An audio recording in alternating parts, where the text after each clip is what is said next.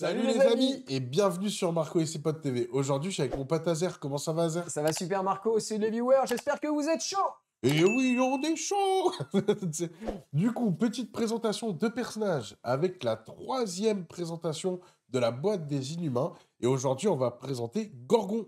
Voilà, ou aussi appelé Gorgon. Voilà, Gorgon. Donc Gorgon, il relance tous ses dés et il fait que des crits contre Zola, contre Arnim Zola. Pourquoi? Parce que Gorgon Gorgon Zola. Ouais.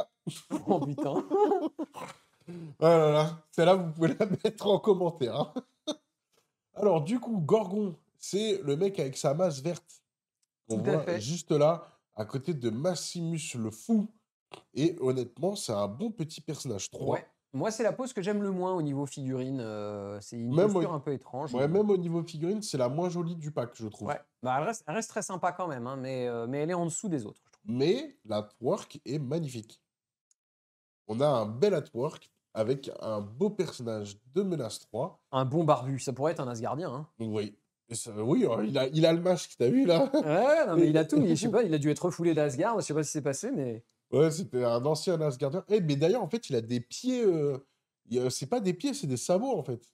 Sabots métalliques. Ouais, c'est ça, il est chelou des pieds, ouais. Du coup, donc, on a un personnage qui a 4 de défense physique, 3 énergétiques, 3 mystiques, 6 points de vie sur sa première face. Il n'en aura que 5 sur sa deuxième face. Ouais. Nous avons menace 3, taille 2 et déplacement de M. Sur un socle de piéton, tout à fait. Exactement. Sachant que c'est un inhumain, donc il va relancer un CD de défense, donc 4-3-3 pour un 3 avec une relance, on est pas mal.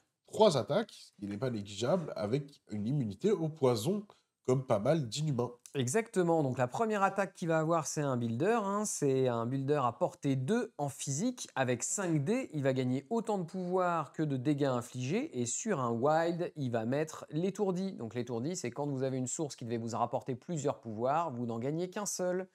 Il a 58% de chance d'étourdir, en incluant du coup la relance d'inhumain. Donc étourdi, ça peut être pas mal contre certains personnages. Tous les Asgardiens, Notamment Thor 2. les gladiators. Depuis qu'il a été stun un peu moins, depuis qu'il a été nerf un peu moins. Ah si, c'est toujours aussi efficace. Hein. Mais en fait, mettre des stuns sur ce genre de personnage, c'est bien embêtant. Voilà, les Namor, tout ça, ça aime pas. Après, on a trépidation du sabot. Et ben justement, ça doit être lié à ses jambes, hein, je pense. Yes. Hein. Du coup, c'est un Beam 3 énergétique avec 4 dés. Et qui va donner, avec un wild, l'état secoué. Voilà, donc il va pouvoir relancer un dé, ça va l'amener à 52% de chance d'obtenir le wild. Donc secoué, hein, c'est l'état où on va lancer un dé de moins quand on attaque. Exactement. Après, donc, on a son Spender, qui est vraiment bien, parce que c'est concasseur de dieu. Donc, il est là pour fracasser les mecs. Ouais, surtout fracasser les Asgardiens, hein, concasseur de dieu, je crois que c'est dans le thème. Hein. C'est l'anti-Asgard. Donc, du coup, il a 3 de portée, 8 dés et 4 pouvoirs pour le faire.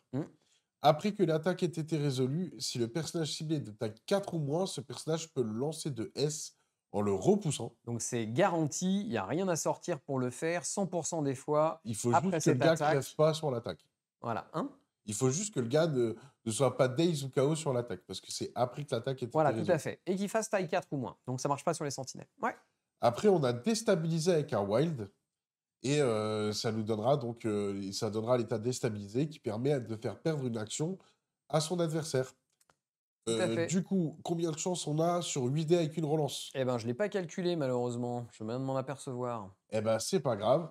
Le temps que tu calcules ça, on va présenter son premier pouvoir qui est très simple parce qu'on l'a déjà vu sur pas mal de gens. Donc, on a charge pour 2 points de pouvoir. Ce personnage effectue une action de déplacement immédiatement suivie d'une action d'attaque. Et on peut l'utiliser qu'une fois par tour. Du coup, c'est quoi la stat? Quasiment 74% de chance, donc 3 fois sur 4 ou presque, vous allez déstabiliser. Ouais. C'est pas mal, hein. Et donc, son dernier super pouvoir, tu vas d'abord avoir affaire à moi. Donc, ça coûte 2 pouvoirs. Quand un personnage ennemi à portée 2 de ce personnage cible un autre personnage allié avec une attaque, ce personnage peut utiliser ce super pouvoir. Il devient la cible, peu importe la portée et les lignes de vue. Tout à fait. Donc, c'est un bodyguard en plus. Exactement. Donc, il va avoir un bodyguard, entre guillemets, natif sur sa carte de personnage. Et il en aura un deuxième avec une carte tactique. Avec des belles défenses, parce qu'on a quand même 4 en physique. Ouais. ce qui n'est pas négligeable. Et sur sa phase blessée, du coup, la chose qui change, c'est qu'il va avoir un point de vie de moins. Donc, il a quand même 11 points de vie pour un personnage à 3 de menace en 4-3-3 avec une relance. Franchement, c'est honnête. Avec pas mal de choses qu'il puisse faire aussi. C'est Ah, bien. c'est un très bon kit d'attrition, un bon perso à 3, quoi.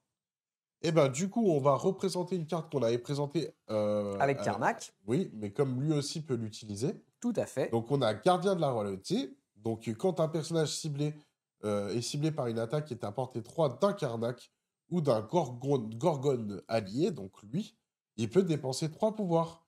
Et donc on va placer le personnage qui a joué cette carte, donc lui-même, à 1 du personnage allié. Et le personnage placé devient la cible de l'attaque. Donc il peut faire... Enfin, c'est encore un bodyguard à 3. Tout à fait. Et en plus de ça, Ouais. une Après fois que que l'attaque l'attaque a a été été résolue, résolue, si Gorgon a été placé et n'est pas sonné, donc il n'est pas mort, ou Daze, Mm. le personnage attaquant gagne des états spéciaux secoué et étourdi. Et exactement. c'est les 2 états qu'il peut filer avec ses attaques. Donc ça, c'est quand même vraiment très sympa parce que vous collez d'une part, vous bodyguardez, d'autre part, vous ramenez Gorgon là où vous voulez, et en plus, ensuite, vous collez 2 états. C'est coquin. C'est excellent. Mm. Beau personnage. Tout à fait, bien sympathique. Donc, du coup, on voit donc de nouveau la figurine et donc la boîte où il est contenu dedans. Et on va regarder chez Maxiev combien ça coûte. Donc chez notre partenaire, la boîte est à 46,75 €. Avec le code MaxiMarco, ça fait encore 2%. Ça permet de générer aussi des points de fidélité et au bout de 1000 points, vous aurez 10 € de bon d'achat. Donc globalement, ça fait une boîte, 4 personnages pour 45 €. On est bien. Hors frais de port. On est Et bien. du coup, il faudrait que vous rajoutez d'autres personnages pour avoir les frais de port offerts. Ouais.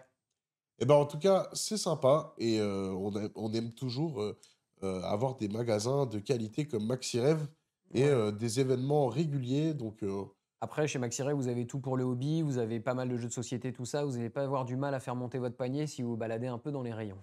ouais, c'est vrai. Et même en physique. Ah ouais, voilà, en physique, En c'est physique, c'est encore pire. mort. Alors là, c'est sûr. Venez avec un caddie. Et ben, qu'est-ce que t'en penses, toi, de Gorgonzola? Eh ben écoute, j'aime bien ce personnage, j'aime bien son kit. Il fait un peu tout ce qu'on aime, hein. Il étourdit, il peut stagger, il charge, il peut bodyguard. Pour moi, c'est un très bon personnage inhumain. Donc là, sur les 3 personnages qu'on a déjà vus, les 2 personnages à 3 sont plutôt stylés, hein. Ouais, franchement, en tout cas, ça amène un gameplay intéressant. Je pense qu'il y a moyen de bien s'amuser sur les tables avec cette boîte, d'inhumains. Et encore, on n'a pas vu le roi Black Bolt. Donc c'est ce que j'allais dire, on garde le meilleur pour la fin, c'est ça? Un beau personnage, ouais. Déjà là, après 3 personnages, est-ce que ça t'a donné envie de jouer Inhumain? Franchement, ouais. Ouais, ouais, mais j'aimais bien, le principe des inhumains déjà sous Black Bolt 1 avec la passation des pouvoirs, et là le côté pouvoir maintenant de Medusa, pouvoir leadership de Medusa m'attire aussi.